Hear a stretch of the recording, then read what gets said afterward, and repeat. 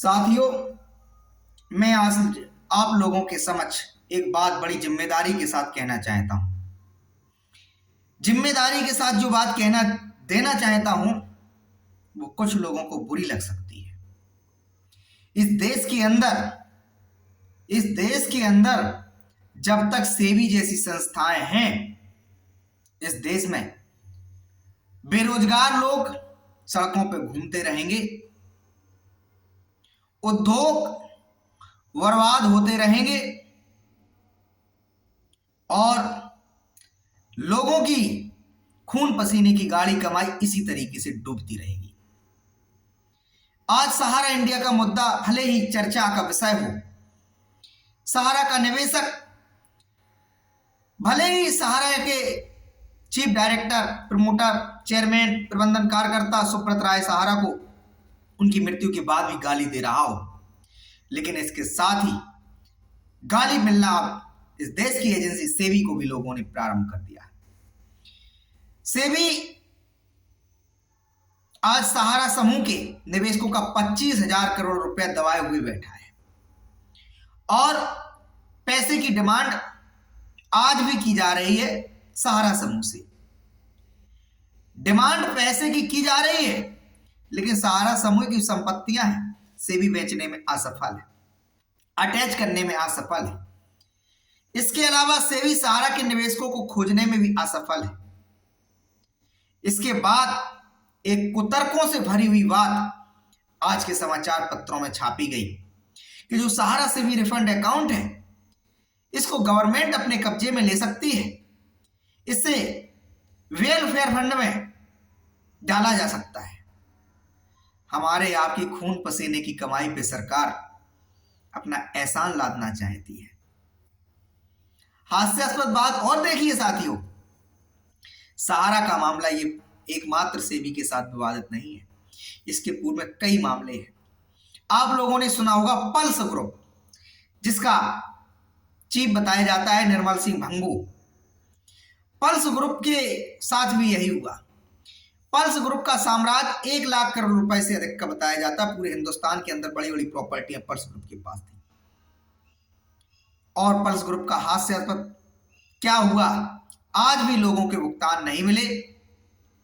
समूह की संपत्तियां, पल्स की सारी व्यवस्थाएं सेबी के पास होते हुए भी आज ना जाने कितने लोग काल के ग्रास में चले गए, लेकिन इस देश की रहमो करम सरकार का अपने देश की जनता पर दिल नहीं पसीजा, रहम नहीं आया। मैं आज एक बात बड़े खुले मन से रखना चाहता हूं। इस देश में कोई भी उद्योगपति खुले स्वतंत्र रूप से उद्योग नहीं कर सकता। इस देश के अंदर जो व्यवस्थाएं होनी चाहिए वो इस देश का दुर्भाग्य समझ लीजिए या करप्शन समझ लीजिए, अफसरशाही समझ लीजिए, नेताशाही समझ लीजिए, लेकिन वो व्यवस्थाएं इस देश ने लागू नहीं कर पाई। वरना सुब्रत राय जैसे इतने गुणों से भरे हुए व्यक्ति, लोग 2 लोगों को रोजगार नहीं दे पाते हैं, जिस व्यक्ति ने रिकॉर्ड स्थापित कर दिया रोजगार देने का, साम्राज्य खड़ा करने का, 2,000 रुपए से अपने आप को उठाकर 2.5 लाख करोड़ रुपए का साम्राज्य जिसने खड़ा कर दिया, उसके पास निश्चित ही उससे बहुत कुछ सीखने को मिल सकता है। उस जैसे इस देश में अगर कुछ लोग बनना भी चाहें या उस जैसे व्यक्ति के नक्शे कदम पर कुछ लोग उद्योग चलाना चाहें, तो इस देश में अपना व्यापार नहीं चला सकते। मैंने जहां तक समझा है, 1978 से सहारा इंडिया की स्थापना बताई जाती है, शुरुआत बताया जाता है, प्रारंभ बताया जाता है, लेकिन 1978 से मैं पाता हूं सहारा के खिलाफ 2015 तक इस देश की जनता, इस देश की निवेशक नहीं थी। भली भांति सहारा के वित्तीय संस्थान, वित्तीय कार्यालय कारोबार कर रहे थे, लोगों को भुगतान भी प्राप्त हो रहा था, लोग वहां नया पैसा डिपॉजिट भी करवा रहे हैं। असल समस्या आई 2015 के बाद। 7-8 वर्षों में सहारा इंडिया परिवार, सुब्रत राय इस कदर बदनाम हुए कि पूरी दुनिया में जग हंसाई हो गई। लेकिन इस देश के विद्वानों ने, समीक्षकों ने इस बात को भुला दिया। क्या पिछले 35 वर्षों तक, पिछले 40 वर्षों तक सहारा इंडिया ने इस देश की सेवा नहीं की, इस देश के लोगों का भुगतान नहीं किया है? साथियों, इसके अलावा इस बात को भी भुलाया गया कि सेबी के पास जो पैसा पड़ा है, सेबी का उस पर क्या अधिकार है, क्या अधिकार है? इसके अलावा लोगों ने एक समीक्षा और नहीं की है। समीक्षा यह भी नहीं की है कि जब लायबिलिटी कम हो और संपत्तियां अधिक हो तो फिर लोगों को क्यों आत्महत्याएं करनी पड़ रही हैं, को क्यों अपनी मेहनत की गाड़ी कमाई को प्राप्त करने के लिए दर दर भटकना पड़ रहा है? क्या इस देश में इतनी मानवता नहीं बची है? क्या इस देश में इतनी इंसानियत नहीं बची है कि गरीब व्यक्तियों के लिए मददगार साबित हो सके, मध्यम वर्गीय लोगों के लिए मददगार साबित हो सके? सहारा इंडिया समूह के पास इतनी संपत्तियां होते हुए भी देश के टॉप 1000 ही लोग, बहुत ज्यादा व्यक्तियों की मैं बात नहीं करूंगा, हम तो कहते हैं 2004-5 में जो सुशांत राय और जो भी सुब्रत राय के बेटे दोनों थे, सीमांत राय, इन दोनों की शादियों में इस देश के 11,000 लोगों को, मेहमानों को बुलाया गया था। वो 11,000 मेहमान हम आप नहीं थे, मध्यम वर्गीय लोग नहीं थे। वो 11,000 परिवार थे, जो मेहमान थे वो वीआईपी थे, वो वीआईपी नेता लोग थे, वो बॉलीवुड के लोग थे, वो हॉलीवुड के लोग थे, वो विदेशों से थे, वो उद्योगपति लोग थे, वो सिनेमा के लोग थे, वो कोई गरीब मध्यम वर्गीय परिवारों के व्यक्ति नहीं थे। क्या वो 11,000 मेहमान जो आए थे, यदि उनके अंदर एक ललक हो इस देश के लोगों की सेवा करने की, इस देश के लोगों की व्यवस्था सुधारने की, क्या वो एमबी वैली जिसको दुनिया में कहते हैं कोई खरीद नहीं सका, सहारा समूह ने भी बेचने का प्रयास किया सुप्रीम कोर्ट के निर्देश पर, न्यूनतम बोली शायद उसकी 39,000 करोड़ रुपए रखी गई थी, लेकिन माना जाता है एमबी वैली जो है, सहारा समूह का दावा है 1 लाख करोड़ रुपए की है। सेबी भी जिसको नहीं बेच सका, मुंबई हाईकोर्ट के कुछ लोगों को जिम्मेदारी सौंपी गई, इसके बावजूद भी उसकी नीलामी नहीं हो सकी और पुनः उसका शासन सहारा के हाथों में सौंप दिया गया। तो जो एमबी वैली 1 लाख करोड़ रुपए की बताई जाती है कि 11,000 लोग मिलकर, जो टॉप वीआईपी मेहमान जो सहारा श्री के बेटों की शादी में हुआ करते थे, क्या वे वहां इन्वेस्टमेंट करके सेबी को जवाब नहीं दे सकते हैं? जो सेबी पैसा मांग रहा है, सेबी का मुंह भर दे, उससे निवेशकों का भी भला हो जाए। तो कहने का मतलब यह है, जहां तक मुझे अब यह बात ऐसा महसूस होने लगी है, लगने लगा है, जो सुब्रत राय शिकार हुए वो ईर्ष्या के शिकार हुए, लोगों की जलन के शिकार हुए, दोष के शिकार हुए। सुब्रत राय की निजी भावना बेईमानी करने की नहीं होगी, ऐसा मुझे इसलिए लगता है क्योंकि उस व्यक्ति ने सहारा सिर्फ रिफंड अकाउंट में 15,000 करोड़ रुपए, 16,000 करोड़ रुपए जमा करवाया। क्या आवश्यकता थी उस व्यक्ति को जमा करवाने की? इसके अलावा उस व्यक्ति ने इस देश के अंदर अगर कोई मंशा रही होती कि नहीं, यहां से भागना है, इस पैसे को शिफ्ट करना है और लोगों का पैसा रिफंड वापस नहीं करना है, तो व्यक्ति इस देश के अंदर अपने कारोबार को क्यों स्थापित करता? इस देश के अंदर हॉस्पिटल क्यों खोलता? इस देश के अंदर मॉल क्यों खोलता? इस देश के अंदर अपने प्रोडक्ट को क्यों लॉन्च करता? जितना भी दिखावा करना होता, दिखावा करने के अलावा जो भी पैसा आता उसको विदेशों में शिफ्ट कर देता, विदेशों में कारोबार करता। तो साथियों, सरकार की मंशा पर आज सवाल खड़े करने की आवश्यकता आ पड़ी है।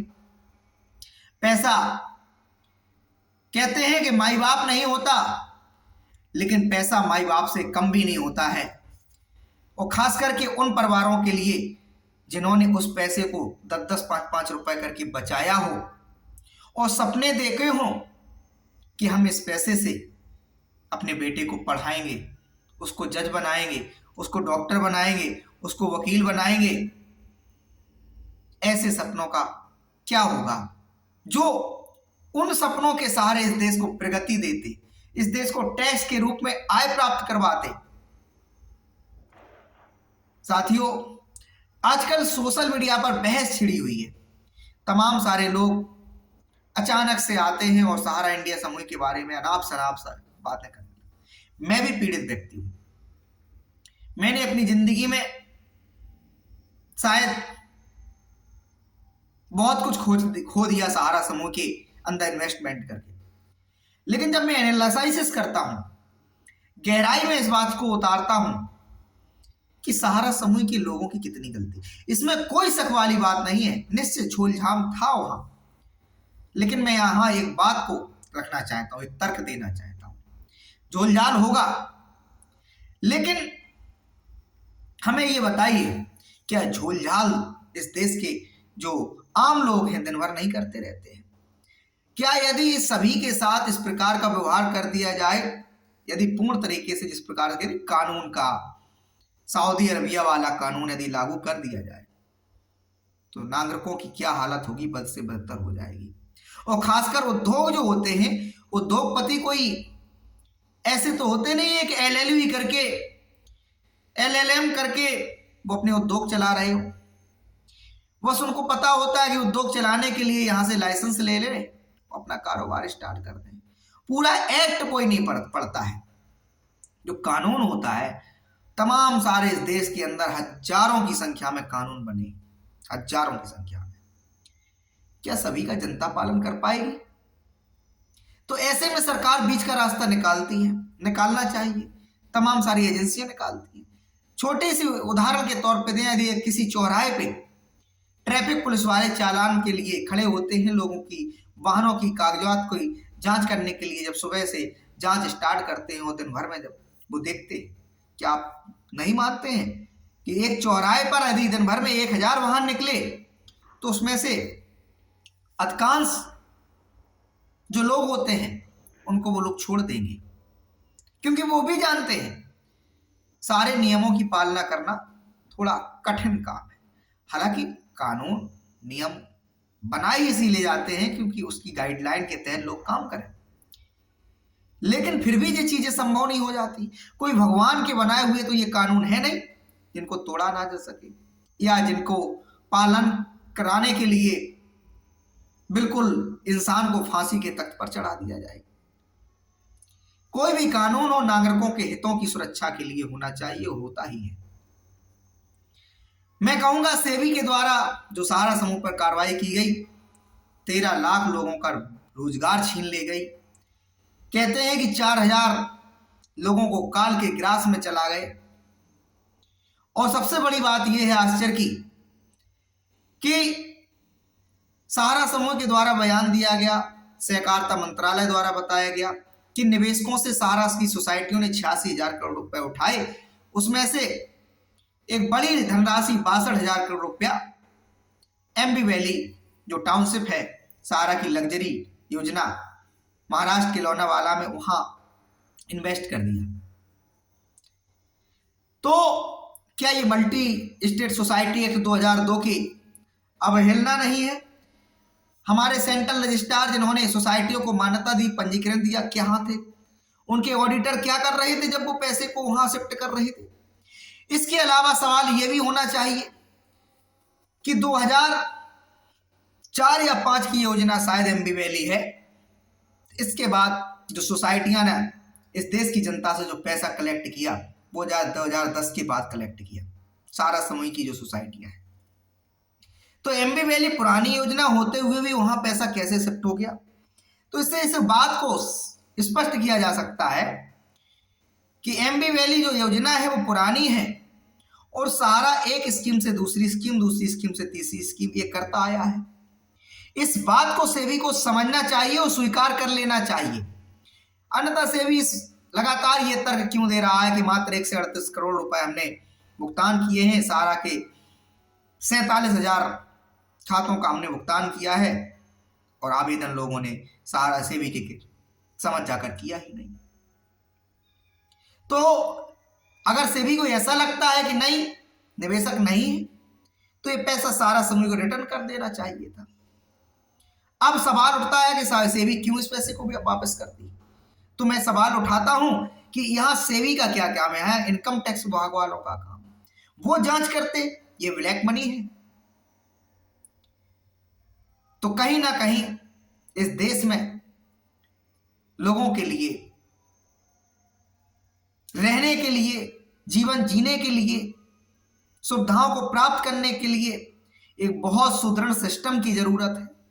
इस देश को फिर से एक गांधी जैसे महान संत की जरूरत है, जो तमाम दुराचारों पर, तमाम कुप्रथाओं पर, तमाम ऐसे कानूनों पर प्रतिबंध लगाए जो इस देश के नागरिकों के जीवन के साथ खिलवाड़ करते हैं, जिस देश के नागरिकों के हितों की सुरक्षा नहीं करते हो। साथियों, सवाल उठाना इसलिए जरूरी हो गया है क्योंकि आज सहारा के बारे में अनाप शनाप बातें कही जा रही हैं। सेबी पर कोई प्रश्न नहीं, सब लोग, तमाम सारे लोग खड़े कर रहे हैं।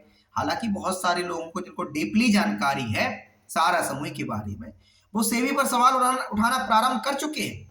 हमारे आपके पैसे पर सेबी का क्या अधिकार है? इसी सवाल के साथ मैं आप लोगों से कहता हूं, सेबी के द्वारा जो भी ईमेल हो गूगल जाके चेक कर लीजिए। सेबी के द्वारा जो भी टोल फ्री नंबर दिए गए हों जाकर गूगल पे चेक कर लीजिए। उन पे जाकर मेल डालिए, उन पे जाकर कॉल कीजिए कि सहारा समूह का जो मैं निवेशक हूं, इस पैसे को सेबी हमें रिटर्न करे। और सरकार के मंत्रालयों को, हम तो कहते हैं प्रधानमंत्री कार्यालय को लगातार अवगत कराइए कि बहुत बड़ा मामला इस देश में ऐसा है सहारा समूह का, जिसके निवेशकों का भुगतान होना अति आवश्यक है, तत्काल आवश्यकता है। इसमें सरकार कोई डोनेट करे, कोई फंड नियुक्त करे, और मल्टी स्टेट सोसाइटी एक्ट में ऐसा प्रावधान भी है, सरकार वहां इन्वेस्टमेंट कर सकती है, करवा सकती है। तो सहारा समूह के निवेशकों को हितों को सर्वोपरि रखते हुए बाकी सारी चीजें बाद में देखी जाए, निवेशकों की सुरक्षा सर्वप्रथम देखी जानी चाहिए, उनका भुगतान उन तक पहुंचना चाहिए, हर हाल में पहुंचना चाहिए, किसी भी सूरत में पहुंचना चाहिए। यहाँ कोई सरकार के लिए कोई घाटे का सौदा नहीं है निवेशकों का भुगतान देना, यहाँ फायदे ही फायदे का सौदा है। सरकार के बोर्ड बन रहे हैं और जो पैसा जब लोगों के पास जाएगा, मार्केट में जाएगा, मार्केट में एक कहते हैं कि जो बहुलता छाएगी, क्योंकि जब पैसा आएगा लोग खर्च करेंगे, सरकार के पास जीएसटी जाएगा, टैक्स के रूप में सरकार कमाएगी। तो इसलिए इस मामले में सरकार को देरी नहीं करना चाहिए। मैं समझता हूं ऐसे फंड को तत्काल निवेशकों के हितों के लिए रिलीज कर देना चाहिए, और जो सरकार और सेबी की जो रणनीति है कि इसको वेलफेयर फंड में ले जाएगा, मैं यहाँ कहूँगा ये किसी बाप का पैसा नहीं, ये पब्लिक का पैसा है, पब्लिक के, और जिन लोगों का पैसा है उन लोगों तक पहुंचना चाहिए। सहारा समूह के पास बहुत बड़ा साम्राज्य है, सरकार में हैसियत है, सरकारी एजेंसियों में यदि औकात है, तो सहारा समूह की संपूर्ण संपत्तियों को अपने साथ अटैच कर लें।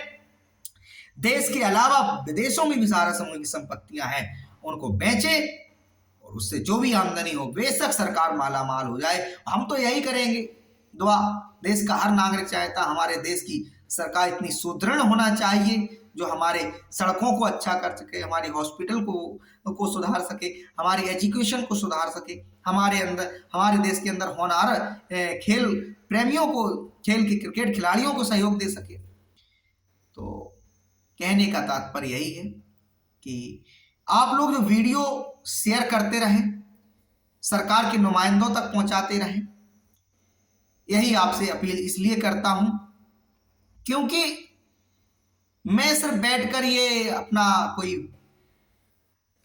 चैनल चलाने का मकसद नहीं है हमारा चैनल के अलावा भगवान की कृपा से, आप लोगों की दुआओं से इतना दिन भर में अपना प्रयास करके कर लेता हूं कि अपना पेट चल जाए।